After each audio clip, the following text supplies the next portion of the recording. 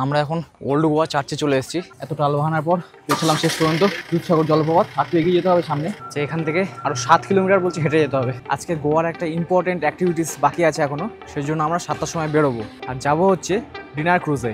জঙ্গলের গভীর পথে যত এগোনো যায় বাতাসে একটা অদৃশ্য কাঁপন অনুভূত হতে থাকে। মনে হয় সামনে কোথাও কোনো বিশাল শক্তি নিঃশব্দে অপেক্ষা করছে। আর হঠাৎই চোখের সামনে খুলে যায় এক অসম্ভব দৃশ্য। পাহাড়ের কালো পাথর বেয়ে সাদা দুধের মতো জল নেমে আসছে। দূর থেকে যেটা শুধু একটা সরু রেখা মনে হয়, কাছে গেলে তার গর্জন আর সৌন্দর্য চোখ ধাঁধিয়ে রেখে দেয়। গোয়ায় ঘুরতে গেলে একটা গোটা দিন রাখতে হয় শুধু এই দুধসাগর জলপ্রপাত দেখার জন্য। কিভাবে যাবেন, কত টাকা লাগবে, সব কিছু বলবো এই ভিডিওতে। আর ওখান থেকে ঘুরে এসে আজকে সন্ধ্যাবেলা যাব গোয়ার একটা ক্রুজে। হয়তো অনেকেই জানেন না তার ভিতরে কি কি হয়, জানলে মনে হবে এখনই লাফ দিয়ে চলে আসি এখানে। তাই ভিডিওটা শেষ অবধি দেখতে থাকুন। ওয়েলকাম টু ভারত দর্শন ট্রাভেল, আমি গৌরব। সময় এখন সকাল 6টা, আর 20 মিনিট পর গাড়ি আসবে। ড্রাইভার কিছুক্ষণ আগেই ফোন করলো রেডি হয়ে থাকার জন্য। তাহলে চলো যাওয়া যাক। আর ভালো লাগলে ভিডিওটা কিন্তু লাইক করে দিও। হোটেল থেকে বুকিং করার সময় বলেছিল ভোর 6:20 বাস আসবে। ড্রাইভার 6টার সময় ফোন করে বলল আমাকে যে 15 মিনিটের মধ্যে আসছি, কিন্তু এসে পৌঁছালো 6:45টার সময়। তবে বাসটা ঠিকঠাকই ছিল, পরিষ্কার পরিচ্ছন্ন এসি বাস। কিছুক্ষণ পর একটা জায়গায় এসে দাঁড়ালো। এখানে আসবে আমার জানা ছিল না, বলল 30 মিনিটের মধ্যে ঘুরে চলে আসতে। আমরা এখন ওল্ড গোয়া চার্চে চলে এসেছি। 16 থেকে 18 শতাব্দীর মধ্যে এখানে গড়ে উঠেছিল অসংখ্য গির্জা, মঠ ও ধর্মীয় স্থাপনা। তার মধ্যে অন্যতম হলো এই ওল্ড গোয়া চার্চ। এটি এশিয়ার অন্যতম বৃহৎ একটি চার্চ, যা খ্রিস্টান ধর্মীয় স্থাপত্যের এক অনন্য নিদর্শন এবং পর্তুগিজ উপনিবেশ সময়কালের অন্যতম সেরা স্থাপনা। এর বিশাল সাদা গঠন আর শান্ত পরিবেশ চোখে পড়ার মতো। এখানে রয়েছে একটি ছোট মিউজিয়াম, যেখানে পর্তুগিজদের সময়কালের ভাস্কর্য, ছবি এবং ঐতিহাসিক সামগ্রী প্রদর্শিত হয়।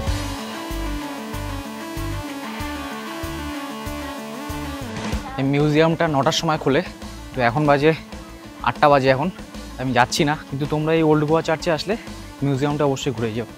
আজকে যেহেতু আমার প্রধান গন্তব্য দুধসাগর জলপ্রপাত, তাই এখানে আর থাকার সময় ছিল না, কারণ এখান থেকে এখনও যেতে হবে 62 কিলোমিটার। সময় লাগবে 2 ঘন্টা। আশেপাশে ফুলের বাগান, খোলা মাঠ আর সামনে এই বিশাল সাদা চার্চ। এই কমপ্লেক্সে ঢুকলেই এক ধরনের ঐতিহাসিক, শান্ত আর সিনেমেটিক পরিবেশ অনুভব করা যায়। তাই সবাই এখানে দাঁড়িয়ে কিছু ছবি তুলে চলে আসলো বাইরে। কালকে আমাদের ট্যুর আছে সাউথ গোয়া, তাই কালকে এখানে এসে আরও বেশিক্ষণ সময় কাটাবো। সেটা নেক্সট ভিডিওতে আপনারা দেখতে পারবেন। তার জন্য কিন্তু চ্যানেলটা সাবস্ক্রাইব করে রাখতে হবে। বাসে উঠে এগিয়ে চললাম দুধসাগরের দিকে। 9:20 নাগাদ গাড়ি এসে থামলো একটা ছোট মাঠের ভিতর। এই জায়গা গোয়ার মাডগাঁও থেকে 42 কিলোমিটার দূরে কর্ণাটক বর্ডারের কাছে অবস্থিত। গোয়ার এই গ্রামটার নাম হলো কোলেম। কিছুটা হেঁটে আমরা চলে আসলাম একটা 3 রাস্তার মোড়ে। বাসের যে ড্রাইভার ছিল সেই এখানে আমাদের রাস্তা দেখিয়ে নিয়ে এসেছিল। তারপর বলল এখান থেকে সকালের ব্রেকফাস্টটা সেরে নিতে। সিঙ্গারা, স্যান্ডউইচ আর বাড়াপাও থেকে শুরু করে বিভিন্ন ধরনের সাউথ ইন্ডিয়ান খাবারও পেয়ে যাবেন। বাইরে এসে দেখতে পেলাম এখানকার বুকিং কাউন্টার। আমাদের যারা নিয়ে এসেছে তারাই এখানে দাঁড়িয়ে আমাদের টিকিট কেটে দিচ্ছে। বুকিং না করে একা আসলে এখানে লাইন দিয়ে দাঁড়াতে হতো। যারা নিজেরা আসবেন তাদের জন্য বলে দিই, এই কাউন্টারে কোনো অনলাইন পেমেন্ট হয় না। এন্ট্রি ফিস 249 টাকা। আর যাওয়ার জন্য জিপ নিতে গেলে আরও 4200 টাকা লাগবে। একটা জিপে 7 জন পর্যন্ত যেতে পারে। আপনি একা থাকলে অন্যের সাথে শেয়ার করেও জিপ নিতে পারেন। আমার 2000 টাকার প্যাকেজের মধ্যেই এগুলো ইনক্লুড আছে, তাই আলাদা করে এখানে এসে আর কিছু করতে হয়নি।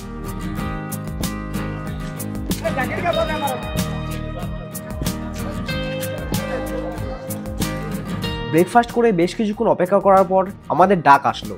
জিপে ওঠার আগে এই জ্যাকেটগুলো দিয়ে দিচ্ছিল সবাইকে। এরপর শুরু হলো আমাদের জিপ সাফারি। একেবারে অন্যরকম একটা অ্যাডভেঞ্চার।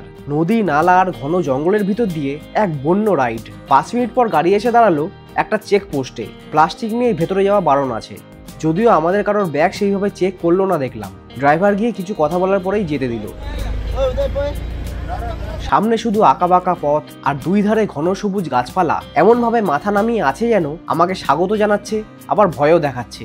একটু পরেই আমাদের জিপ ঝাঁকুনি দিতে দিতে ঢুকে পড়লো একটা ছোট নালার মধ্যে। অনেকে দেখলাম পায়ে হেঁটে এগিয়ে যাচ্ছে। তাদের সাহস আছে বলতে হবে। এরকম ভয়ঙ্কর জায়গায় ট্রেকিং করা কোনোভাবেই সহজ কাজ নয়। এত টালবাহানার পর পৌঁছলাম শেষ পর্যন্ত দুধসাগর জলপ্রপাত। আর তো এগিয়ে যেতে হবে সামনে। এই যেই গাড়িতে এসেছি সেই গাড়িতে ফেরত যেতে হবে। আবার গাড়ির নাম্বারটা মনে রাখবে, এখানে ওটা নাম্বার আছে। আমাদের বললো এইটা মনে রাখতে। রাস্তা খুবই খারাপ, যেতে হবে এর মধ্যে দিয়ে। যে এখান থেকে আরও 7 কিলোমিটার বলছে হেঁটে যেতে হবে। যেতে যেতে আমার ডান দিকে দেখলাম একটা ক্যান্টিন, ভিতরে কিছুক্ষণ বসে চা কফি বা বিস্কুট খেয়ে নিতে পারেন। আর আমার বাঁদিকে চোখে পড়লো একটা টয়লেট। সামনে গিয়ে দেখলাম চেঞ্জিং রুমও আছে। দুধসাগরের জলে স্নান করার জন্য এক্সট্রা জামা প্যান্ট আর টাওয়েল নিয়ে গেছিলাম, তাই এখান থেকে ড্রেস চেঞ্জ করে এগিয়ে চললাম আমাদের গন্তব্যে। জিপের ড্রাইভার বলে দিয়েছে যে 90 মিনিটের মধ্যে ফিরতে হবে, নাহলে আমাদের রেখেই চলে যাবে গাড়ি। জঙ্গলের মধ্যে দিয়ে জল কাদা আর পাথরের উপর দিয়ে হেঁটে চলেছি, এখনো কত দূরে জানি না। এইভাবে 15 মিনিট চলার পর সামনে যেটা দেখলাম মনে হচ্ছিল যেন পাহাড়কে দুই টুকরো করে জলের ধারা আছড়ে পড়ছে নিচে। গোয়ার এই সবুজ পাহাড়ের বুকে লুকিয়ে থাকা এক মহিমান্বিত প্রাকৃতিক সৃষ্টি, ভারতের অন্যতম উঁচু এবং শক্তিশালী জলপ্রপাতগুলির একটি। দূর থেকে দেখলে মনে হয় যেন পাহাড়ের চূড়া থেকে সাদা দুধের স্রোত ঝরঝর করে নেমে আসছে। এই কারণেই এর নাম দুধসাগর। এর প্রধান উৎস হলো মান্ডবী নদী, যা পশ্চিম ঘাটের গভীর জঙ্গল থেকে উৎপন্ন হয়ে খাড়া পাথরের ঢাল বেয়ে 4টি স্তরে নেমে এসেছে দুধসাগরে। বর্ষার সময় এই জলপ্রপাত আরও ফুলে ফেপে ওঠে, তাই তখন একে দেখতে লাগে আরও ভয়ঙ্কর, আরও রাজকীয়। এই ওয়াটারফলের উচ্চতা 310 মিটার। এটা শুধু দর্শন করার জায়গাই নয়, বরং এখানে প্রকৃতির কোলে স্নান করার একটা আলাদা আনন্দ আছে।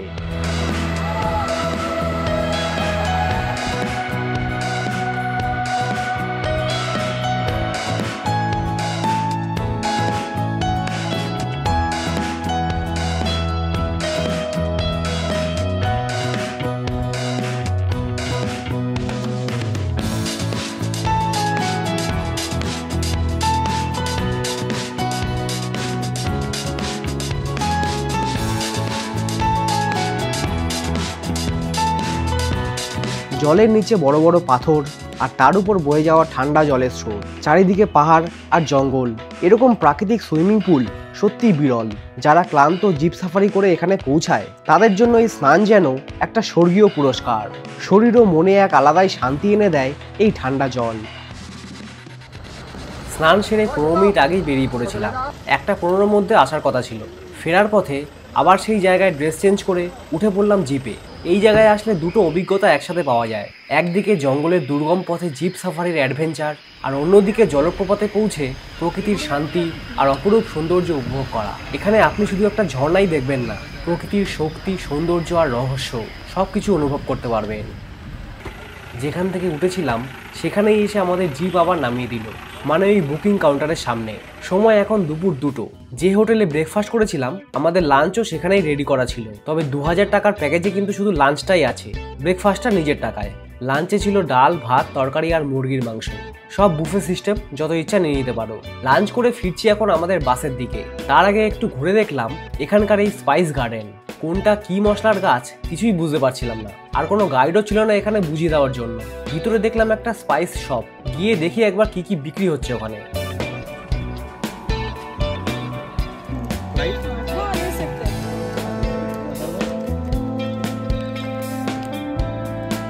এলাচ, গোলমরিচ, তেজপাতা আরো অনেক রকম মশলা ছিল। বেশ ভালোই লাগলো এই বাগান ঘুরে। তারপর দুপুর 3:15 নাগাদ চলে আসলাম সেই পার্কিং এরিয়াতে, যেখানে বাস আমাদের নামিয়ে দিয়েছিল। বাসের সিটগুলোও বেশ কমফোর্টেবল ছিল বসার জন্য। 4টে নাগাদ সবাই চলে আসার পর আবার আমাদের হোটেলের দিকে যেতে শুরু করলাম। তবে আজকের জার্নি কিন্তু এখানেই শেষ না। সন্ধেবেলা এমন একটা জায়গায় যাব যেখানে থাকবে আনলিমিটেড খাওয়া দাওয়া আর নাচ গান, সেটাও আবার জলের উপর। দুধসাগর থেকে ফিরলাম, বাস এখনই নামলো এখানে, একদম হোটেলের সামনেই ছেড়ে দিল।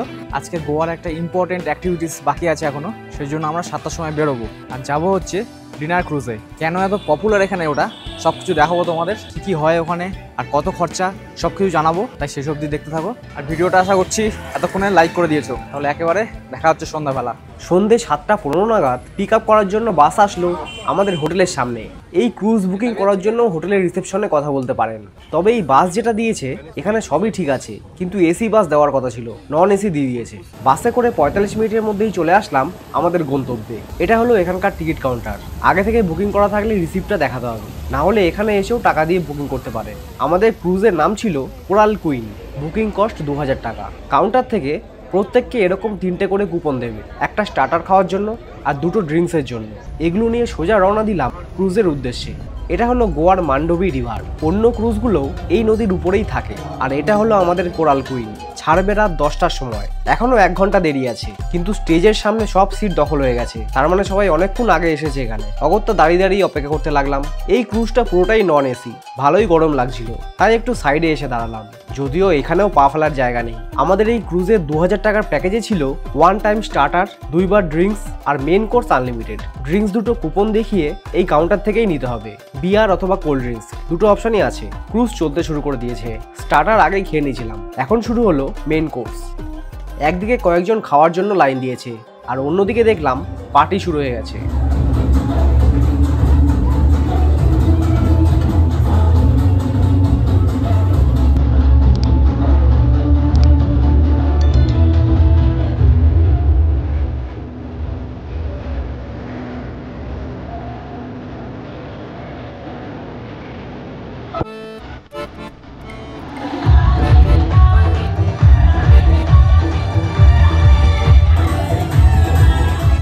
এতক্ষণ নিচে ছিলাম, এবার একটু উপরে যাওয়া যাক। রাতের খোলা আকাশের নিচে, স্নিগ্ধ নদীর বাতাসে আর একটু কম ঘিঞ্জি জায়গায় যদি সময় কাটাতে চান তাহলে উপরে এসে বসতে পারেন। আমিও নিচ থেকে খাবার নিয়ে এসে এখানে বসে ডিনার করছিলাম। অন্য ক্রুজগুলোর লাইটিং এই নদীকে একটা চমৎকার আলো আধারী পরিবেশে সাজিয়ে তুলেছে। সেই আলোকসজ্জা উপভোগ করতে করতে শেষ হলো গোয়াতে আমার দ্বিতীয় দিন। ভিডিওটা ভালো লাগলে লাইক করতে ভুলবেন না। পরের ভিডিওতে গোয়ার এক শান্ত, মনোমুগ্ধকর আর আধ্যাত্মিক রূপ আপনাদের সামনে নিয়ে আসবো, কারণ কালকে সকালে আমাদের ট্যুর আছে সাউথ গোয়াতে। দেখতে হলে চ্যানেলটা সাবস্ক্রাইব করে রাখবেন। আজকে শেষ করছি এখানেই, দেখা হচ্ছে পরের সপ্তাহে।